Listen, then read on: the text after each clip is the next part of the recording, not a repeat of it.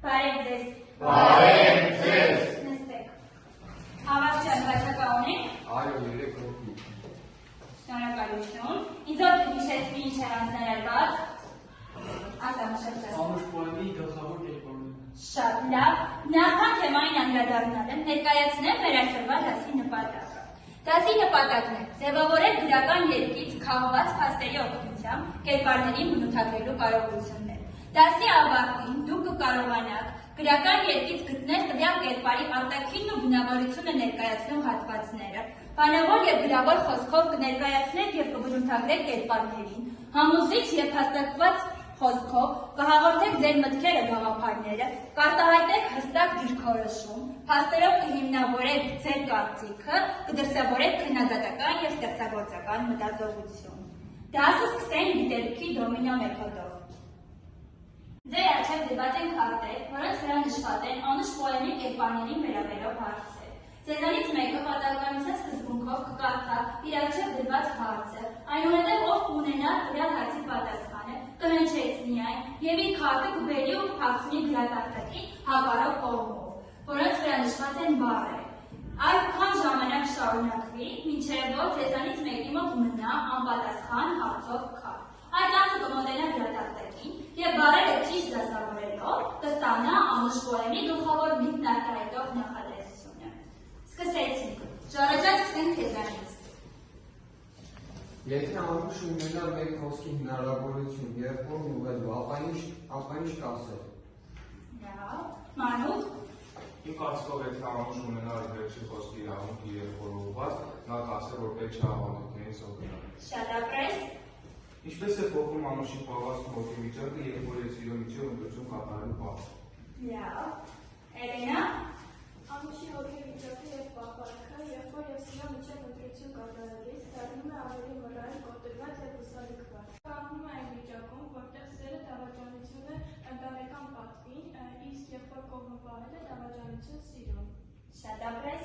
Կարելի է արդարացնել մոսի արարքը, եթե այն դիտենք եղբայրական սիրո տեսանկյունից։ Մուշեղ։ Մոսի արարքը արդարացում չունի, քանի որ նա կործանեց իր քրոջ կյանքը։ Վարի։ Ինչն է Սարոյին դարձնում համար և սկզբունքային կերպար։ Լավ, Կայանե։ Սարոյին համար ես սկզբունքային կերպար է դարձնում նրա ավանդական արժեքների նկատմամբ ունեցած խորը հարգանքը, ազգային արժանապատվությունը և խորը հարգանքը իր ընտանիքի համար։ Ապրես։ Ինչու է մոսին այդքան կտրուկ արձագանքում Սարոյի և Անուշի սիրուն։ Ասիա։ Մոսին կտրուկ է արձագանքում Անուշի և Սարոյի սիրուն, որովհետև դա համարվում է իր հեղինակության և ընտանիքի պատվի խախտում։ Ինչպես է Անուշը տարբերվում հայ ավանդական կնոջ կերպարից։ Մարինե։ Անուշը տարբերվում է հայավանդական կնոջ կերպարից նրանով, որ ինքը ավելի ազատ է և ավանդապաշտ։ Շատ ապրես։ Նահատետական բարքերը ինչ ազդեցություն են ունենում կերպարների կյանքում։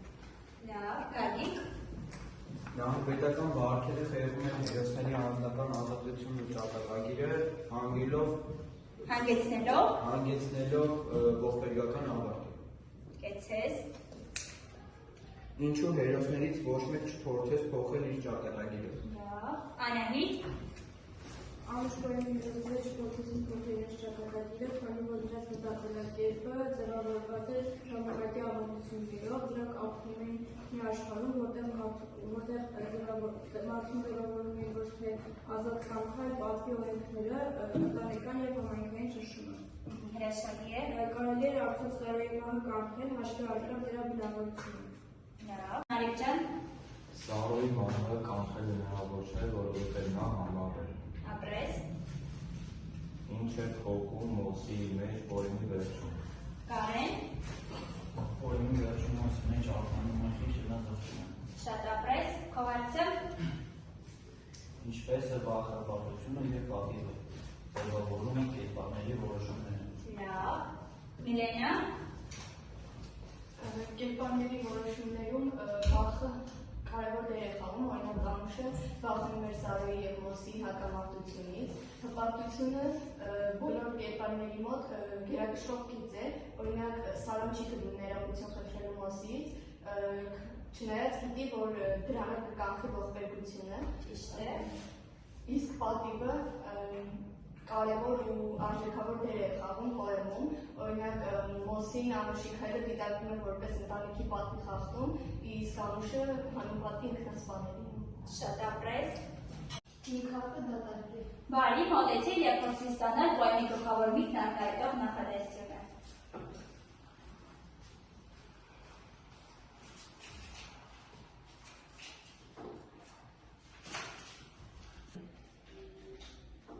Ստացանք պոեմի գլխավոր միտքն արտահայտող նախադասություն։ Սիրո և պատվի միջև գոյացած ողբերգական հակամարտությունը հանգեցրեց մարդկային ճակատագրերի կործանման։ Շատ ապրես։ Այժմ կատարելու ենք խմբային աշխատանք։ Խմբերը ձևավորվելու են ըստ Անուշ պոեմի նախերգանքի տողերի հերթականության։ Ձեզ բաժանելու եմ հատված, որտեղ նշված է 2 տող, և մեկը մյուսին հաջորդելով խմբավորելու է ձեր խմբերը։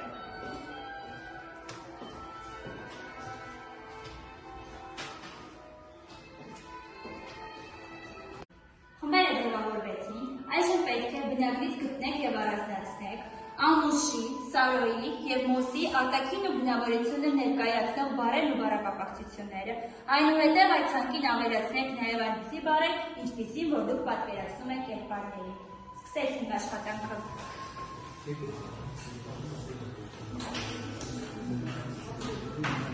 Ձեզ տրամադրած ժամանակը մոտեցավ իր ավարտին, այժմ յուրաքանչյուր խմբից մեկ հոգի ներկայացնի խմբի կատարած աշխատանքը։ Մոտեցեք։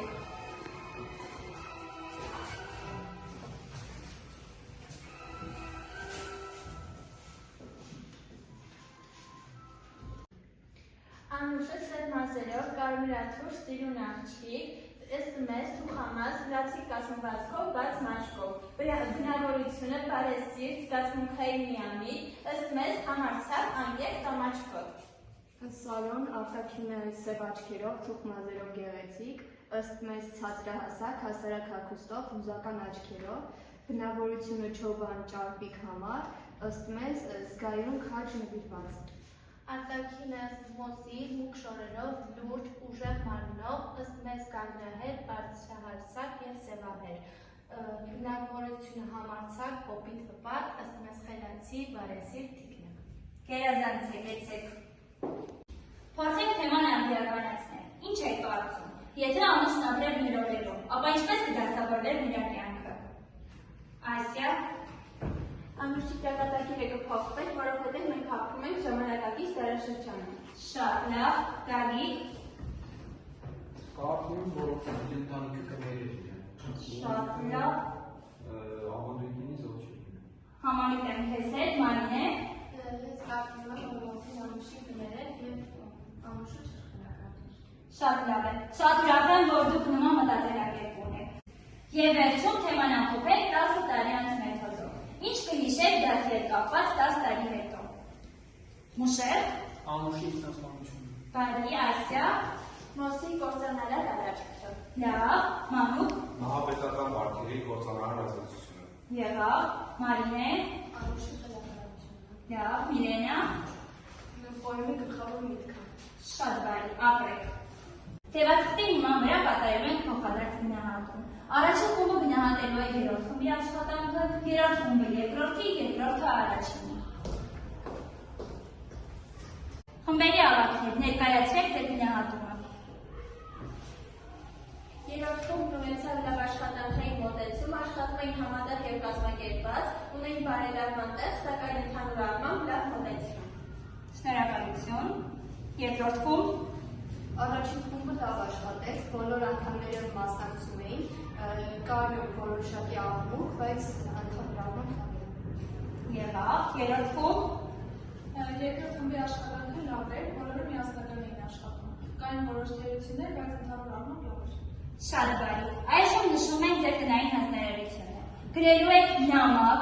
Անուշին, Մոսին կամ Սարոյին ուղղված և մշակելու ենք հարցեր հաջորդ ժամին հարցազրույց անցկացնելու համար։ Կրկին կերպարների հետ կապված։